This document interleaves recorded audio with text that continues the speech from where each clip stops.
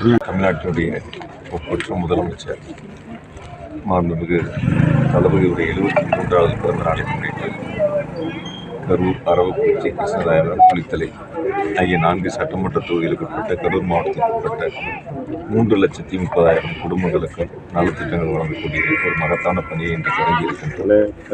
ஒவ்வொரு இல்லந்தோறும் சென்று மாண்பு முதலமைச்சருடைய பிறந்த நாளையொட்டி என்னுடைய கழக நிர்வாகிகள் அந்தந்த குடும்பங்களுக்கு நலத்திட்டங்களை வழங்கக்கூடிய பணிகள் என்பது ஒரு வார காலத்திற்குள் மிக சிறப்பாக நிறைவு செய்ய இருக்கின்றோம். கடந்த 5 ஆண்டுகளில் 2021ஆம் ஆண்டு மாண்பு முதலமைச்சர் அவர்கள் பொறுப்பேற்று நம்முடைய கரூர் மாவட்டத்திற்கு வரலாற்று சிறப்புமிக்க பல்வேறு சிறப்பு திட்டங்களை மாண்பு முதலமைச்சர் அவர்கள் நிறைவேற்றி தந்திருக்கின்றார். ஒரு அரசு வேளாண்மை கல்லூரி, ஒரு அரசு கலை மற்றும் அறிவியல் கல்லூரி, குளித்தலையில் 40 கோடி ரூபாய் அளவிலே மருத்துவர்களுக்கான கட்டிடப் பணிகள், இப்படி கரூருக்கு புதிய பேருந்து நிலையம் என தொடர்ச்சியாக பல்வேறு சிறப்பு திட்டங்களை நிறைவேற்றி தந்திருக்கின்றார்கள். நாங்கள் வீடுகள் வாரியாக செல்லுகின்ற பொழுது தாய்மார்களும் அங்கே இருக்கக்கூடிய பெரியவர்கள், இளைஞர்கள் என ஒட்டுமொத்தமாக எங்களுடைய முழு ஆதரவு மாண்பு முதலமைச்சர் தளபதி அவர்களுக்கு என்பதை உறுதி செய்திருக்கின்றார்கள். மகிழ்ச்சியாக இருக்கிறது. குடும்பங்கள் வாரியாக நாங்கள் சென்று அவர்களை பார்க்கின்ற பொழுது அவருடைய கருத்துக்கள், அவருடைய எண்ணங்கள் மாண்பு முதலமைச்சர் அவர்களுக்கு துணையாக இருப்போம் என்ற உறுதியை சொல்கின்ற பொழுது எங்களுக்கு மிக்க மகிழ்ச்சியாக இருக்கின்றது. 2026 தேர்தல் என்பது கரூர் மாவட்டத்தை பொறுத்தவரை 2021இல் எப்படி 4 தொகுதிகளிலும் உதயசூரியனை மகத்தான வெற்றி பெற செய்தார்களோ மக்கள், 2021 வாக்கு வித்தியாசத்தை விட 2026ஆம் ஆண்டு வாக்கு வித்தியாசம் என்பது 4 சட்டமன்ற தொகுதிகளிலும் மிக அதிகமான வாக்கு வித்தியாசத்தில் உதயசூரியன் வெற்றி பெறும். 2வது முறையாக தமிழ்நாட்டினுடைய முதலமைச்சராக மாண்பு தளபதி அவர்கள் ஆட்சி பொறுப்பை ஏற்பார்.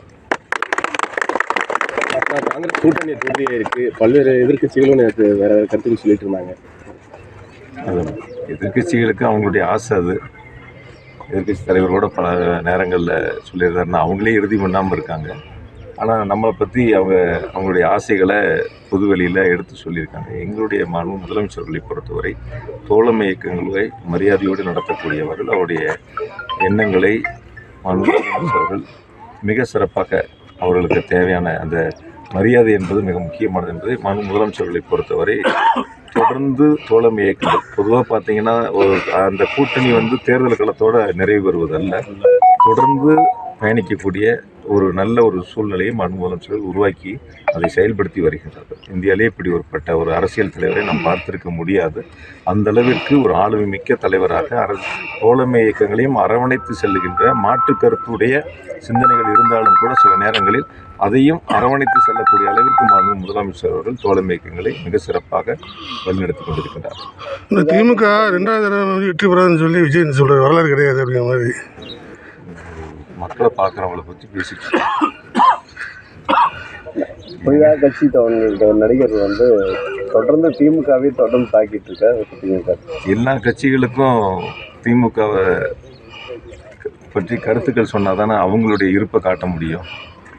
பிஜேபியாக இருக்கட்டும், அதிமுகவாக இருக்கட்டும், அல்ல புதிய கட்சிகளாக இருக்கட்டும், அவங்கெல்லாம் திமுகவை பற்றி கருத்துக்கள் சொன்னால்தான் தங்களுடைய கட்சி இருப்பதைப் போல மக்கள் மனதில் எடுத்து செல்ல முடியும் என்பதில் அவர்கள் அதற்கான கருத்துக்களை முன்வைக்கின்றார்கள். எங்களை பொறுத்தவரை யார் எந்த கருத்துக்களை சொல்கிறார்கள் என்பது எங்களுக்கு முக்கியமல்ல. நாங்கள் மக்களோடு மக்களாக மாண்பு முதலமைச்சருடைய திட்டங்களை கொண்டு சென்று சேர்க்கின்றோம்.